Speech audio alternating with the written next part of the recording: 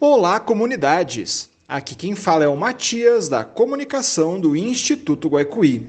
Entenda por que novas decisões do caso Brumadinho são conquistas para as pessoas atingidas pela Vale. O Dia Internacional de Luta contra as Barragens, pelos rios, pela água e pela vida foi marcado por decisões importantes para as pessoas que foram prejudicadas pelo rompimento da barragem da Vale, de Brumadinho a Três Marias, em 26 cidades de Minas Gerais. Neste dia, celebrado na terça-feira, 14 de março, o juiz Murilo Silvio de Abreu se reuniu com as vítimas do desastre-crime em Belo Horizonte.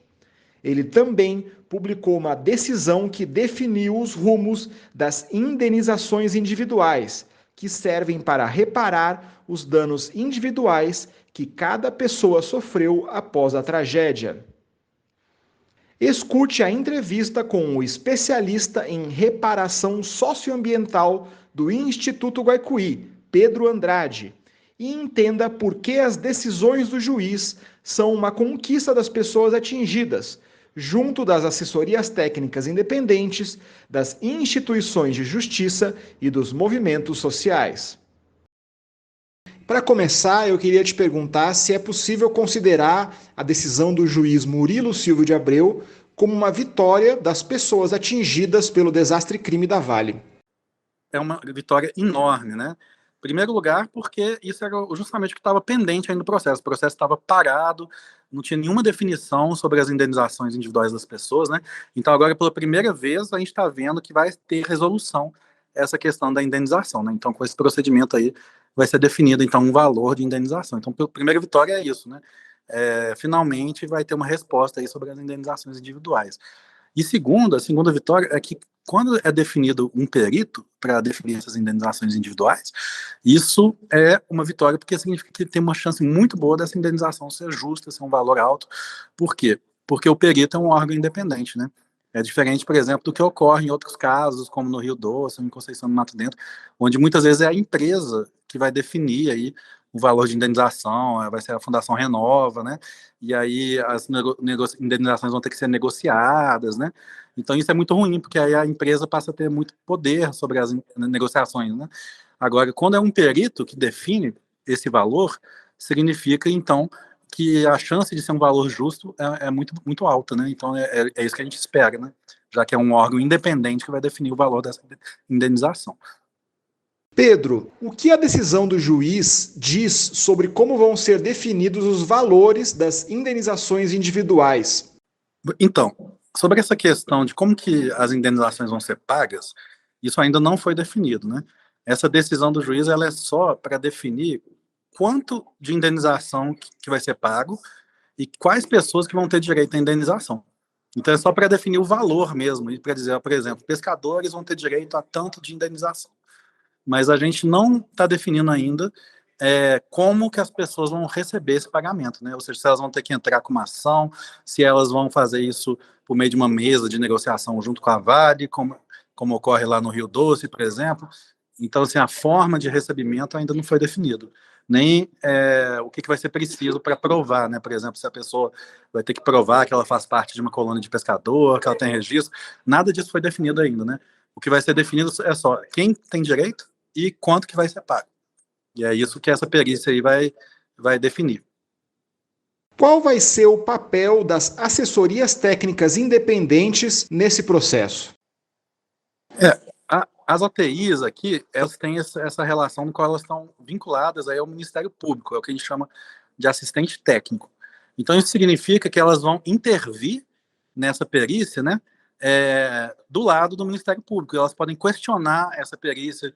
Por exemplo, se a UFMG definir um valor e as ATIs acharem que o valor está baixo, elas podem intervir na perícia e falar, não, esse valor de indenização para pescador devia ser maior por causa disso, disso e disso, né? Então, assim, essa nossa vinculação com o Ministério Público significa que nós não somos o perito, né? Não somos nós que vamos definir o valor dessa indenização, mas a gente vai ter o poder de intervir aí nessa perícia para conseguir que o resultado dela seja o mais útil possível, né? E aí, todo o trabalho que as ATIs estão fazendo até agora, né? Nas reuniões com os atingidos, mapeando danos, né? As ATIs já têm uma matriz de danos próprias delas, com certeza vai ajudar para que essa perícia seja da melhor forma possível, né? Então, quando a perícia sair, a gente vai comparar ela com as matrizes de danos que nós já estamos fazendo, né? Para ver se os valores que o perito está dizendo são os mesmos valores que a ATI já mapeou, né? Então, assim, o trabalho das ATIs até agora vai ajudar muito para que essa perícia, de fato, tenha um valor justo. Pedro, você poderia explicar o que significa a inversão do ônus da prova que foi definida pelo juiz na decisão publicada na terça-feira? Essa inversão do ônus da prova, na verdade, é quando existe uma troca de quem que tem a obrigação de provar o que ocorreu. Porque, tradicionalmente, é a vítima, né, ou o Ministério Público, né, que tem que provar que os danos ocorreram, né, e aí a empresa apresenta a sua defesa. Quando o juiz faz essa inversão, basicamente ele está dizendo que vai ter que ser o contrário, vai ter que ser a empresa que vai ter que provar que os danos não ocorreram por causa dela. Então, assim, quando define que os danos vão ser avaliados por esse perito, né, que é o FMG, basicamente ele está falando tudo que o perito disser que são danos, a gente vai presumir que é verdadeiro, né, a não ser que a Vale traga a prova de que não, a responsabilidade não é dela, né? Mas então é uma coisa que facilita muito para as pessoas atingidas conseguir receber uma indenização, né? Porque aí reduz esse ônus de ter que provar que o dano ocorreu, né? A decisão se deu 4 anos após o rompimento e após muita luta das pessoas atingidas. Como que a gente pode contextualizar a decisão nesse processo? Onde ela se encontra, considerando o processo judicial e o acordo? Pois é, essa questão dos danos individuais era justamente o que estava precisando ser resolvido, né? Por quê? Aquele acordo que foi feito lá em 2021, ele só resolveu os danos coletivos, danos ao meio ambiente, como definir como é que vai ser a reparação, mas, assim, o dinheiro no bolso das pessoas atingidas de verdade, ou seja, a indenização individual pelos danos que cada uma sofreu, estava fora desse acordo, né? Então, assim, foi muito dinheiro para o Estado, foi muito dinheiro para aqueles projetos lá, 1.1, 1.3, né? Mas o dinheiro para as famílias, para as pessoas atingidas, isso estava pendente de resolução, né?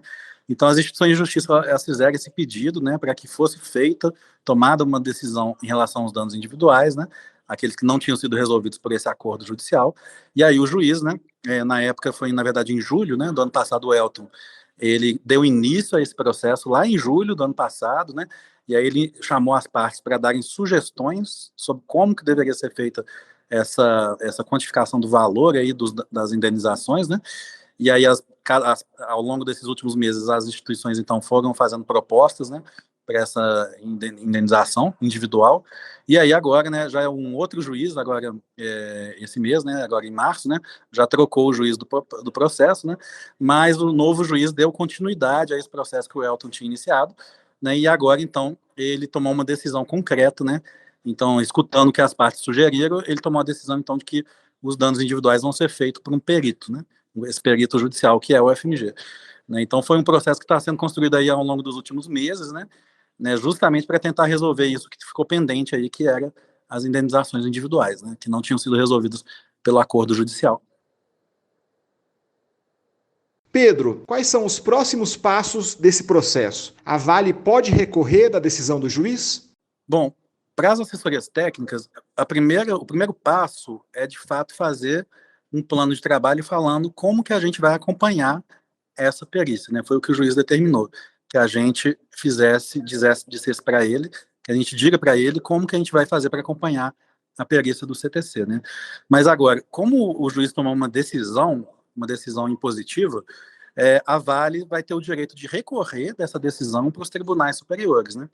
Então, existem alguns recursos que a Vale pode apresentar, a gente chama eles de embargos, de declaração, agravo, de instrumento, e aí a Vale vai poder recorrer para o Tribunal de Justiça, né, que é aquele órgão que fica em Belo Horizonte, que é a segunda instância, né, e aí a Vale pode, então, tentar derrubar essa decisão do juiz, né, e agora a gente tem que aguardar isso, a gente tem que aguardar para ver se vai ter recurso da Vale contra essa decisão e ver o que o Tribunal de Justiça vai, de fato, decidir, se o tribunal vai manter a decisão do juiz ou se o tribunal vai reverter essa decisão.